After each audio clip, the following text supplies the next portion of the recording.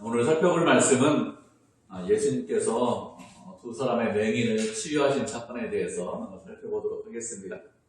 27절을 보면 예수님께서 거기에서 떠나갔을 때 두 맹인이 소리질렀다 이렇게 말씀을 하고 있습니다.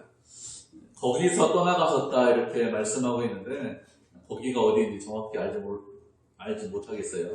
회당장 야이로의 집에서 떠나가셨다는 것인지 아니면 다른 곳에서 떠나가셨다 이렇게 하는 것인지 어떻게 떠나가셨다는 것인지 정확하게 알지 못합니다.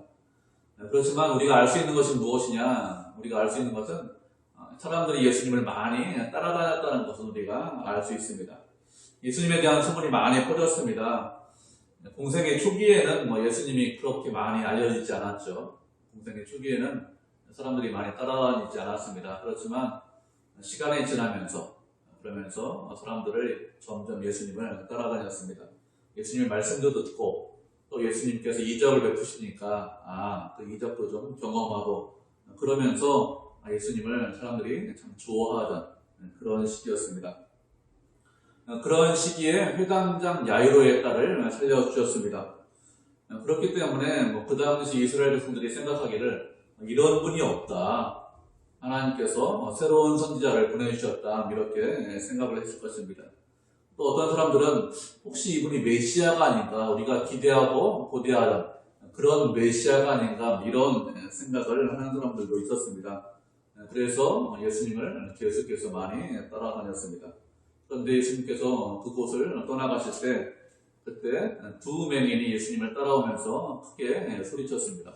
뭐라고 소리쳤습니까? 말씀해 보니까 다윗의 자손이여 우리를 불쌍히 여겨 주십시오 이렇게 소리를 쳤습니다.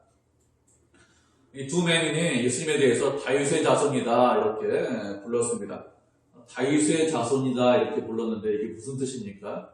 다윗의 자손이라고 불렀다는 것은 무슨 뜻인가 하면 다윗의 언약을 이루실 분이다 이런 뜻입니다. 다윗의 언약을 이루실 분으로 예수님께서 오셨다. 다시 말하면 메시아로 오셨다 이런 뜻입니다. 그러면 다윗의 언약이 무엇일까요? 다윗의 언약 한번 살펴봤습니다. 언제 살펴봤죠?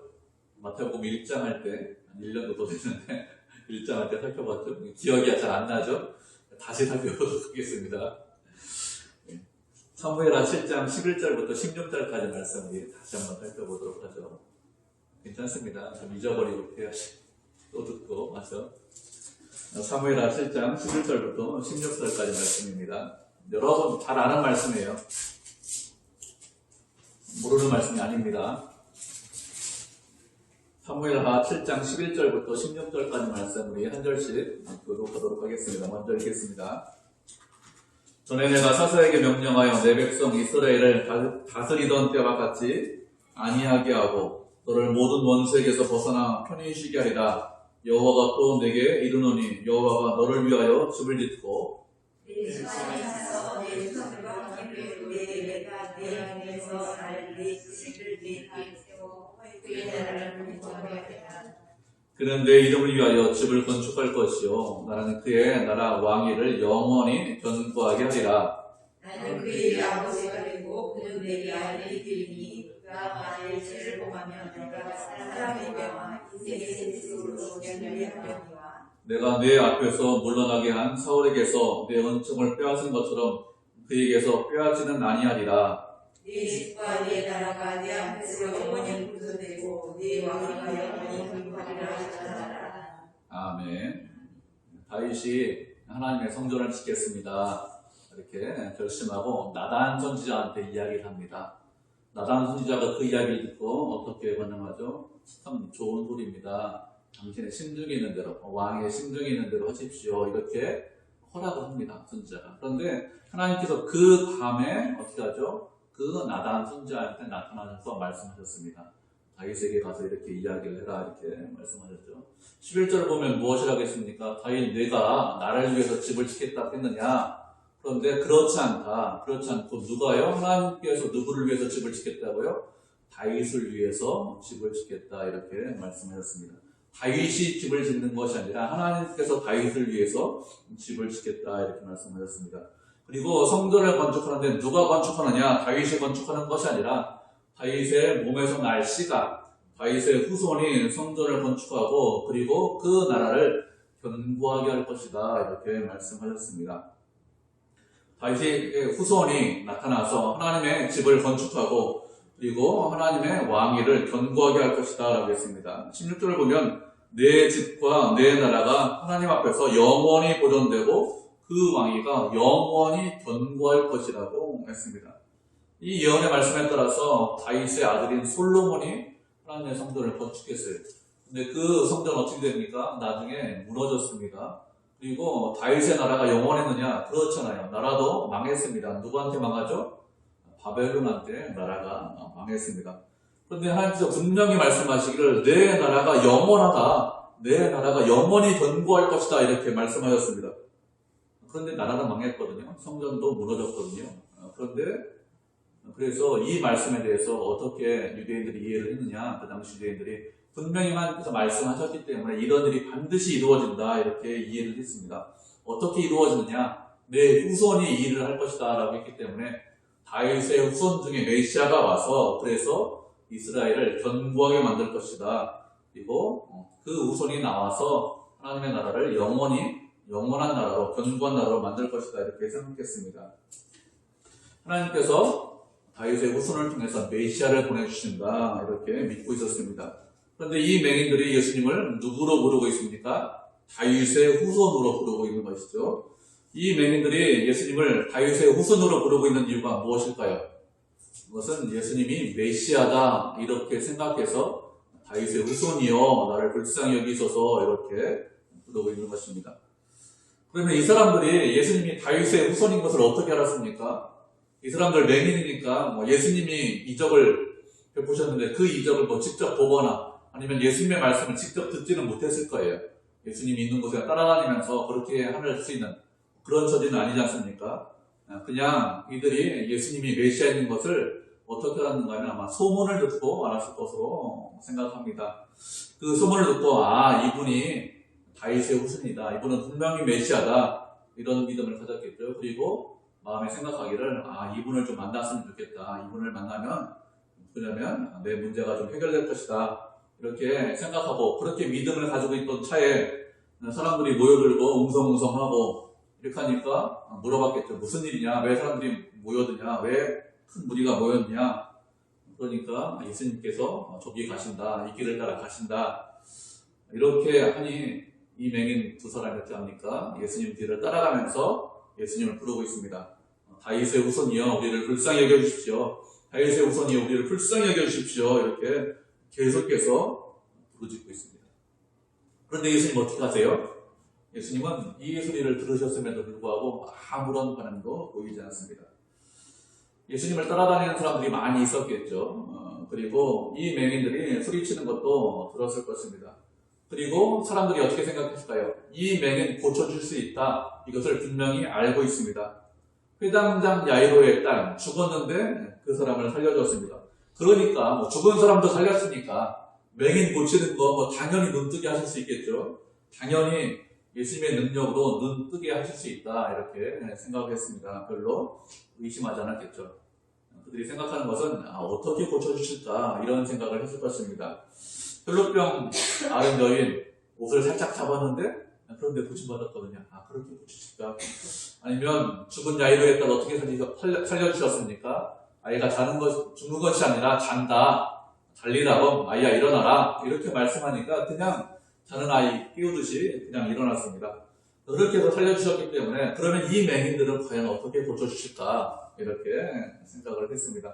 그러면서 사람들이 관심을 가지면서 쭉 예수님을 따라가고 있는데 그리고 이 맹인들이 계속해서 소리치고 있는데 예수님은 어떻게 하십니까? 자신들을 불쌍히 여겨달라 이렇게 소리치고 있는 이 맹인들에 대해서 한 말씀 대꾸도 하지 않으십니다.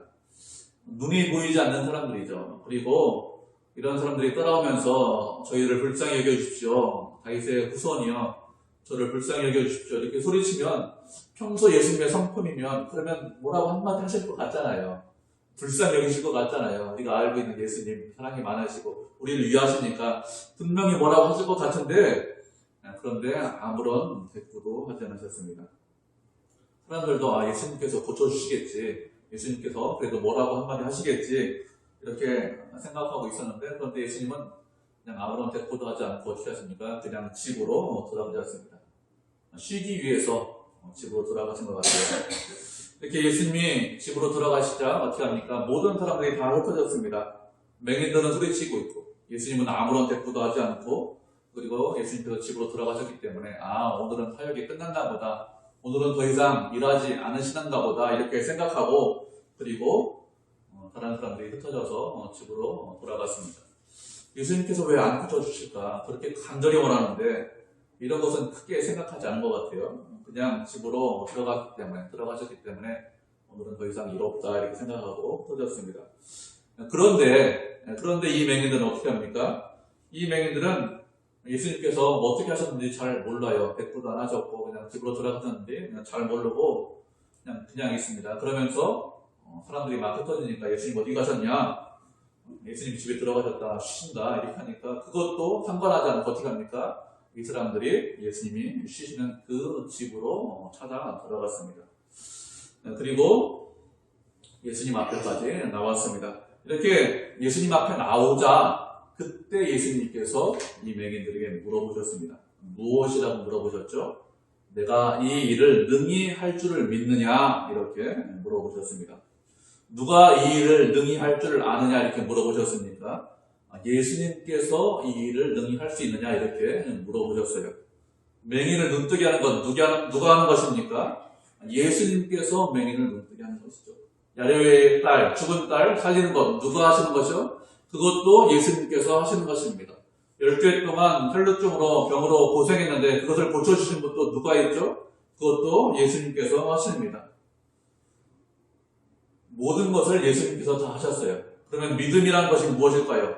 누구를 믿는 것이 믿음입니까? 믿음이란 것은 예수님을 믿는 것이 믿음이죠.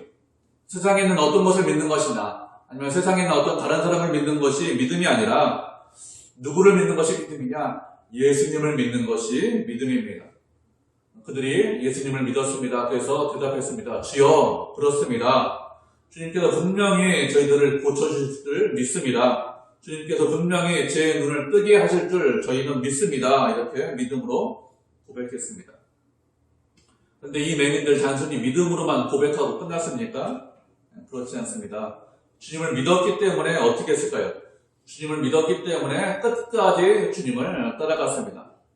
다른 사람들은 다 흩어졌습니다. 저녁 때쯤 되어서 사역이 끝났구나. 이제 예수님께서 집으로 돌아가셨기 때문에 이제 더 이상 일 없다. 이제 오늘은 끝이다. 이렇게 생각하고 집으로 돌아갔지만 그렇지만 이 맹인들은 어떻게 했습니까? 이들은 집으로 돌아가지 않았습니다.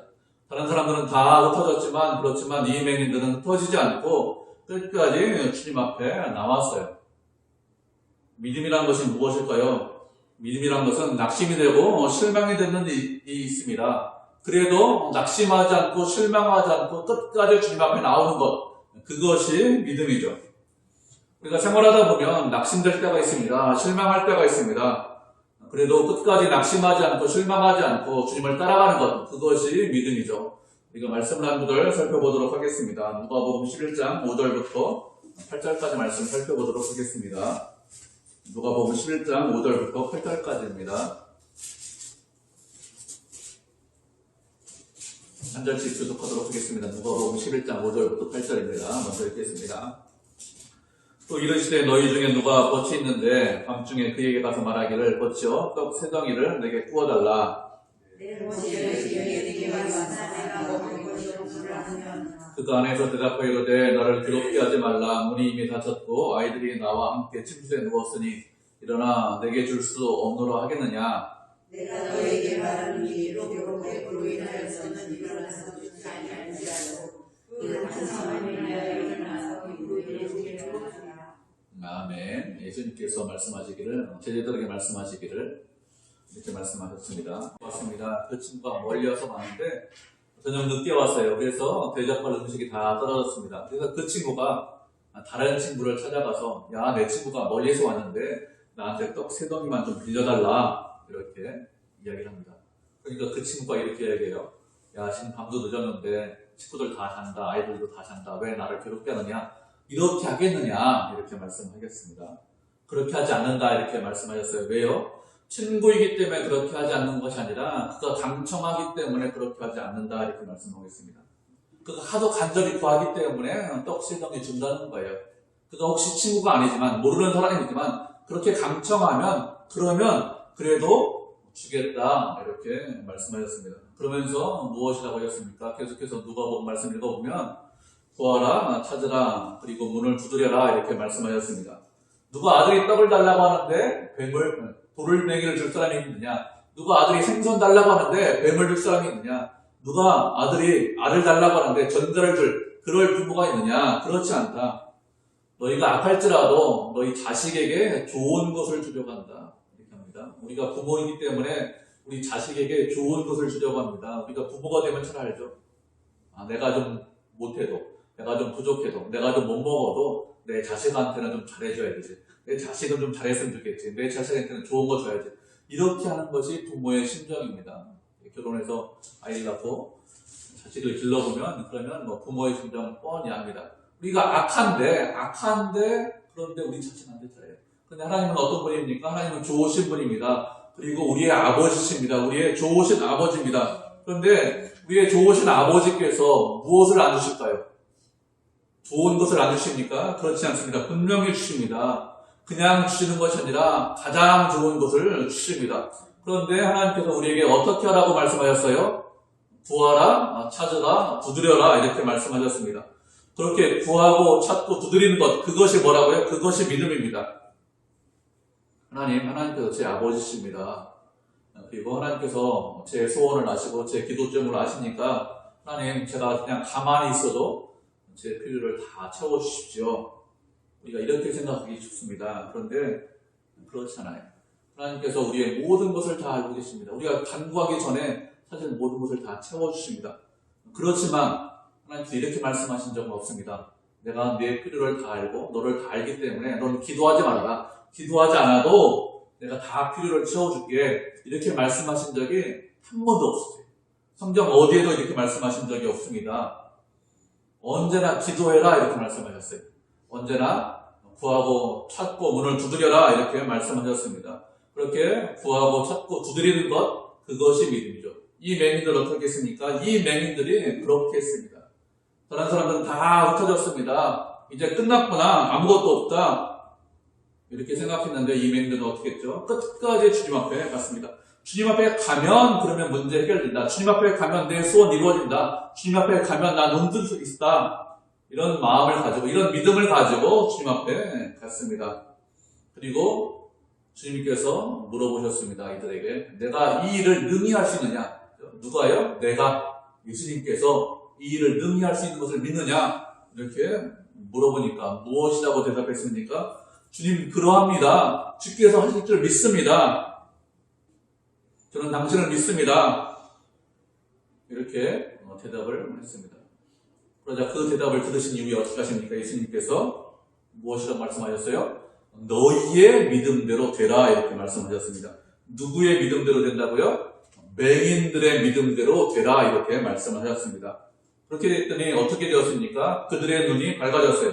무슨 뜻입니까? 맹인들이 예수님을 어떻게 했다고요? 믿고 있다는 것이죠. 예수님께서 메시아라는 것을 믿었습니다. 예수님께서 다윗의 후손이라는 것을 믿었고 예수님께서 눈을 뜨게 하실 것을 믿었습니다. 그래서 그 믿음대로 그들의 눈이 밝아졌죠. 예수님께서 우리에게 원하시는 것이 무엇일까요? 주님께서 우리에게 원하시는 것은 믿음입니다. 10개 동안 헬루증으로 고생한 여인 무엇이라고 말씀하셨습니까? 내 믿음이 너를 구원하였다 이렇게 말씀하셨어요.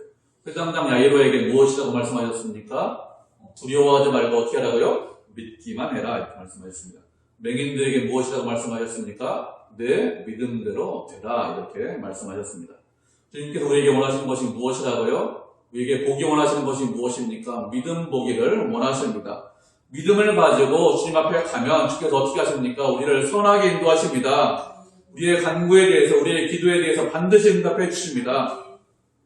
어떤 사람의 기도를 응답을 받을까요? 믿음으로 기도하는 사람의 기도가 응답받습니다. 믿음으로 기도하지 않으면 응답받지 못합니다.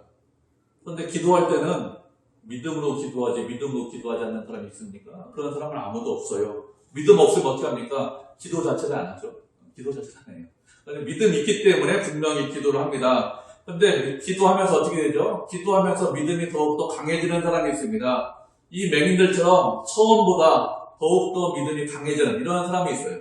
근데 그렇지 않은 사람도 있습니다. 처음에는 믿음을 가지고 기도를 시작했습니다. 그런데 시간이 지나면 어떻게 됩니까? 믿음이 강해지는 것이 아니라 믿음이 점점 약해지는 사람이 있습니다. 기도응답이 늦어지면, 기도응답 빨리 오면 뭐 그럴 일이 없어요. 기도응답이 늦어지면 그러면 많은 사람들이 어떻게 합니까? 믿음이 약해지죠. 하나님께서 내 기도는 듣지 않으시는가 보다. 하나님께서 내 고통과 내 어려움을 외면하시는가 보다. 이렇게 생각해서 주님을 떠나는 사람들이 많이 있습니다. 정말로 그러실까요? 정말로 주께서 내 고통과 어려움을 외면하십니까? 그렇지 않죠. 주님은 우리가 간구하기 전에, 우리가 기도하기 전에 우리의 모든 것을 다 알고 계십니다. 그런데 우리가 살다 보면 어떤 기도는 즉각 응답받는 기도가 있습니다. 또 어떤 경우는 그렇잖아요. 좀 기도 응답이 늦어지는 경우도 있습니다. 아주 특수한 경우에는 응답이 없는 경우도 있습니다. 그것이 응답이죠. 또 내가 원하는 대로 응답받는 경우도 있습니다. 그렇지 않고 내가 원하는 방향이 아닌 다른 방향으로 응답하시는 경우도 있습니다.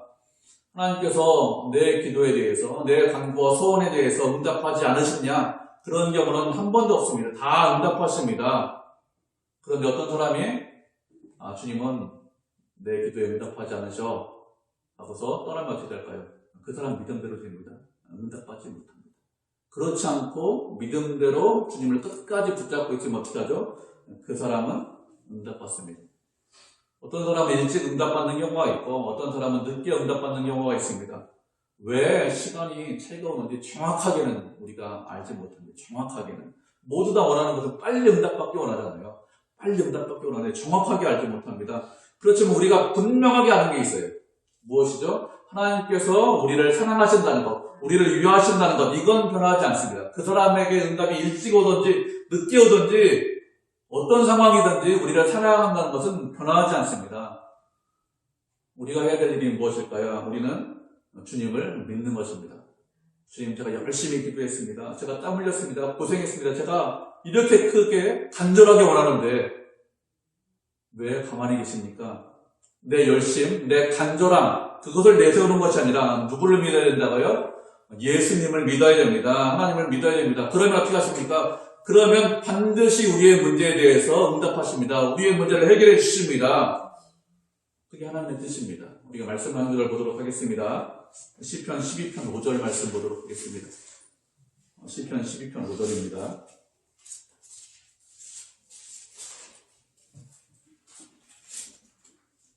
시편 12편 5절 같이 읽겠습니다. 시작. 여호와의 말씀에 발현한 자들의 누림과 묵묵한 자들의 탄식으로 말미암아 내가 이제 일어나서 그가 원하는 안전한 시대에 두리라 하시도다. 아멘. 시편 12편 어디서 본 것 같죠? 못 봤습니까? 못 보면 안 되는데. 며칠 전에 명절 때 예배 드렸으면 이 말씀 봤어야 될 것 같아요. 예배 안 드렸으면 못 봤고 예배 드렸으면 봤습니다. 다윗이 기도하기를 세상의 의인들이 없어집니다. 정직하고 의롭고 충실한 자들이 없어집니다. 이렇게 기도하고 간구했는데 그 기도에 대한 응답, 하나님의 대답이 무엇이죠? 5절 말씀입니다. 5절 말씀에 무엇이라고 말씀하셨습니까? 내가 이제 일어나리라. 이것이 하나님의 대답입니다. 하나님께서 보좌에 앉아 계십니다. 그런데 친히 말씀하시기를 일어나시겠다 이렇게 말씀하셨어요. 무슨 뜻입니까? 일어나서 친히 문제를 해결하시겠다 이런 뜻입니다. 하나님의 문제 해결 방법입니다. 우리도 마찬가지입니다.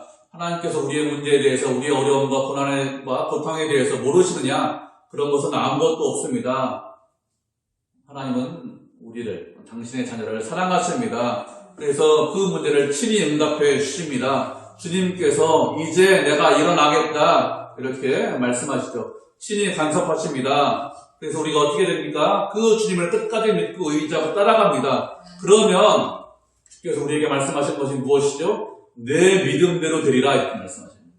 내 믿음대로. 그렇게 끝까지 의지하면 내 믿음대로 된다.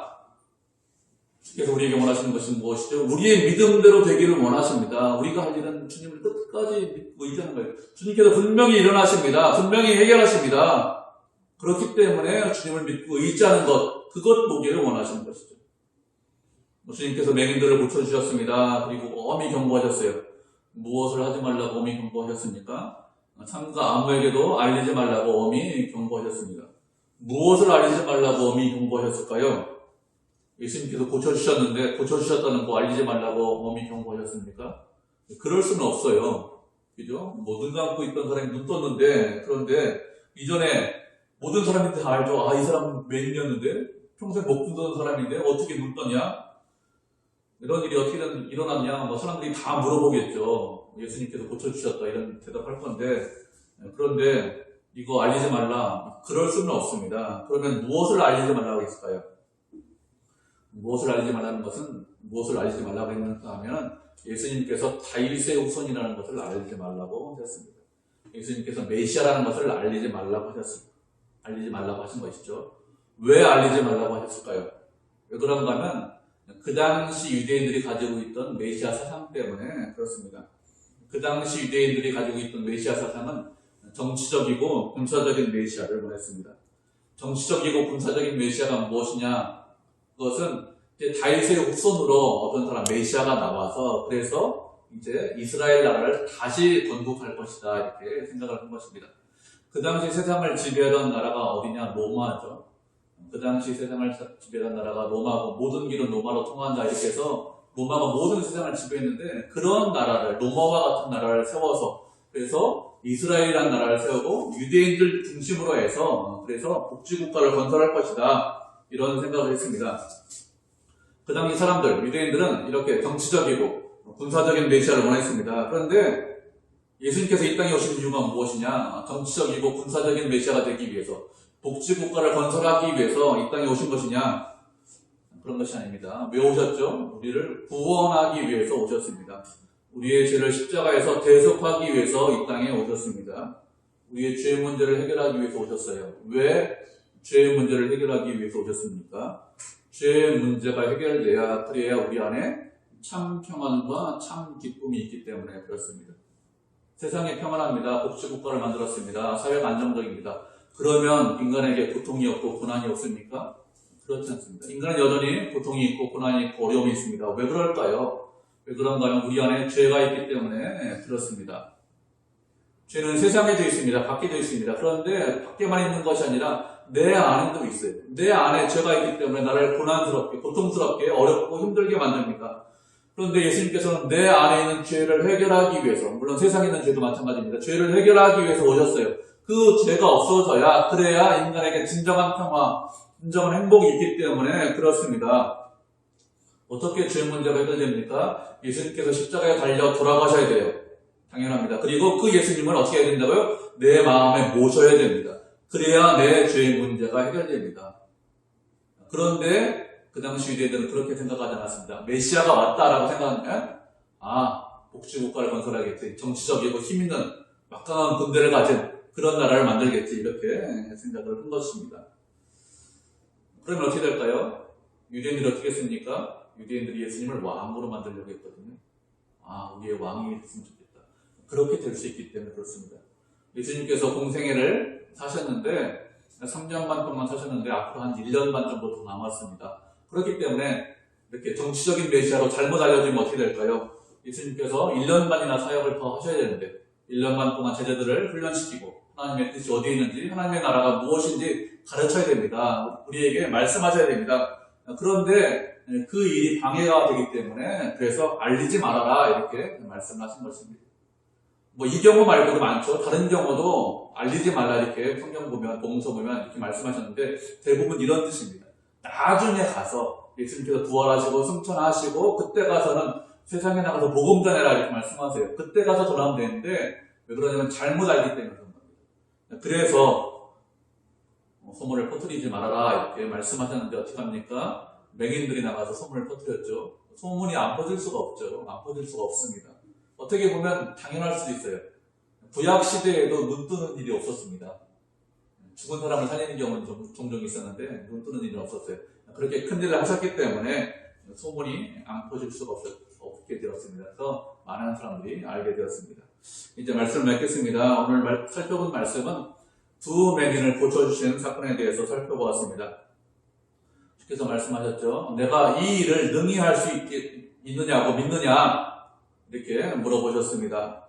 그러니까 그들이 무엇이라고 대답했습니까? 주여 그러합니다. 주님께서 능히 저희를 고쳐주실 줄 믿습니다. 당신이 메시아인 것을 믿습니다. 당신이 하나님의 아들인 것을 저희가 믿습니다. 그러니까 예수님께서 무엇이라고 말씀하셨습니까? 너희 믿음대로 되라. 이렇게 말씀하셨습니다. 주님을 믿고 있습니다. 어떻게 해야 됩니까? 주님을 끝까지 떠나지 않으셔야 됩니다. 주님 앞에 끝까지 가셔야 됩니다. 그러면 우리의 믿음대로 됩니다. 그러면 응답받고 그러면 해결받습니다. 그렇게 주님을 끝까지 믿고 의지해서 주님께 해결받는 믿음의 성도, 은혜의 성도가 되기를 주님의 이름으로 축복을 드립니다.